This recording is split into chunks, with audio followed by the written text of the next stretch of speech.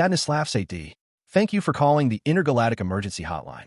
Unfortunately, our tracer shows your location is in Florida, Earth, where we have no jurisdiction. Please solve any problem with large rocks and fire. Good luck. Somewhere out in the galaxy, there existed an intergalactic emergency hotline. It handled disasters on thousands of planets across thousands of star systems, except one place. And unfortunately for a small, panicked alien named Glymax, that one place was Florida. Right now, he needed help. Badly. Please. Glymax shouted into a broken payphone, his 3 hearts pounding. Send the mothership. These people are insane.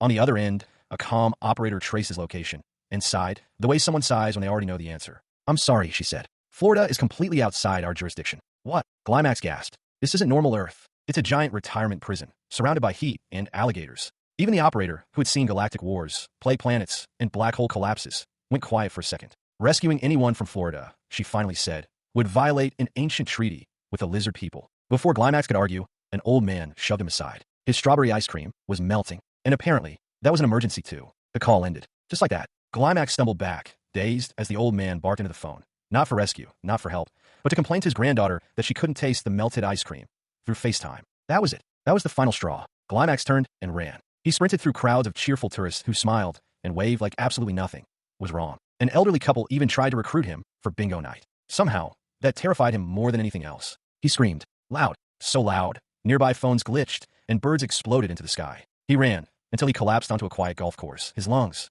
all 3 of them, burning. Alone, hidden beneath the trees, Glymax finally broke down and cried. He just wanted to go home. But bad days have a way of getting worse. Something huge was creeping up behind him. He turned and came face to face with a giant alligator, wearing sunglasses and a Hawaiian shirt. Before panic could fully take over, a man dropped down from a nearby tree, like some kind of legendary hero. Relax, he said. She's friendly. Sandy's only eaten one guy, and honestly, he deserved it. The stranger explained, calmly, that surviving Florida for this long had given him powers, including the ability to recognize aliens on sight. Glymax asked nervously about the states nearby. The man just shrugged. There's Florida, he said, and then there's everywhere else. One look from Sandy, and Florida man agreed to help. Still shaking, Glymax climbed onto the alligator's back, trusting total strangers for the very first time. Moments later, they were tearing down the highway, faster than traffic could even react. News helicopters swarmed overhead, and even in Florida, nobody had seen anything quite like this. By sunset, the trio had become the biggest story in the entire state. They finally reached the border. Their strange, impossible journey